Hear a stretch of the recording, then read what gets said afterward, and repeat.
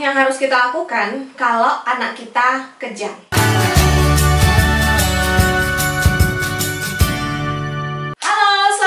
Di Kriwil Life, ngobrolin kesehatan bareng aku Bidan Kriwil. Nah, sebelum kita bahas soal apa sih yang harus kita lakukan kalau anak kita kejang, ibu-ibu bisa main nih ke video aku yang ini buat tahu apa sih yang harus kita lakukan kalau anak kita sedang mengalami demam. Mengingat sekarang sudah mulai pergantian musim, di tempatku sudah hujan, mulai banyak anak yang batuk, pilek, dan demam. Oke? Nah, ibu-ibu, kejang yang diakibatkan oleh demam itu biasanya memang terjadi pada anak-anak.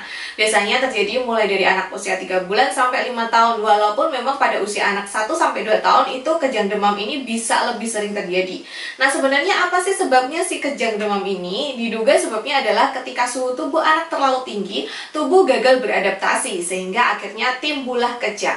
Lalu apa yang harus dilakukan ketika anak kita itu dalam kondisi kejang? Yang pertama adalah usahakan letakkan anak di tempat yang datar. Jauhkan benda-benda yang sekiranya dapat melukai dia. Atau misalnya dia kejang terus dia nabrak-nabrak gitu ya. Atau menjatuhin dia, nindiin gitu ya. Itu pokoknya tempatnya itu harus datar, jauh dari benda-benda gitu. Pokoknya datar dan lapang. Kemudian anaknya dimiringin ke kiri gitu. Boleh ke kanan juga nggak apa-apa, tapi lebih bagus ke kiri supaya untuk mencegah dia tersedak. Karena kalau dia terlentang itu resiko tersedaknya itu lebih besar. Miringkan anaknya, longgarkan pakaiannya terutama di bagian leher.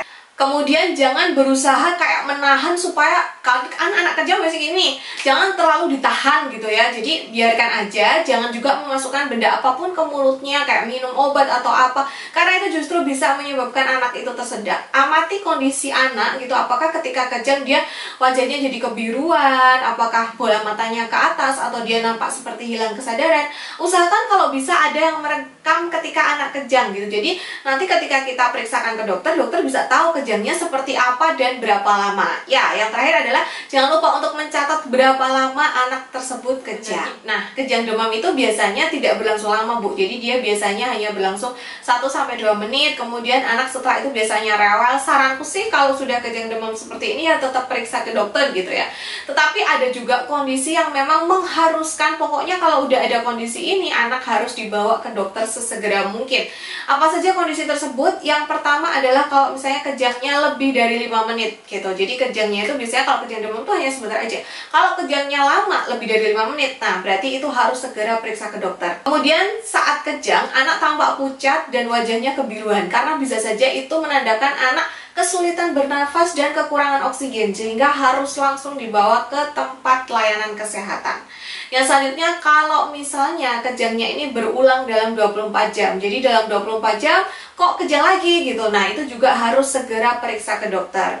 Lalu yang terakhir apabila kejangnya hanya di salah satu bagian tubuh saja, jadi bukan seluruhnya, itu juga harus segera periksa ke dokter. Nah, ibu-ibu, kejang demam itu sebenarnya berbeda dengan epilepsi atau tidak selalu menandakan adanya masalah pada otak gitu. Biasanya anak yang mengalami kejang demam, karena juga kejang demam itu kan hanya sebentar gitu ya, itu tidak akan mengganggu kemampuan belajarnya atau tumbuh kembangnya. Tetapi kejang demam ini selain merupakan tanda bahaya demam, itu juga bisa menandakan penyakit lainnya, misalnya meningitis gitu ya. Oleh sebab itu, alangkah baiknya kalau misalnya anaknya mengalami kejang demam, ibu-ibu segera periksakan ke dokter supaya bisa mendapat penanganan lebih lanjut dan supaya kita juga tahu ini kejangnya karena apa sih, seperti itu.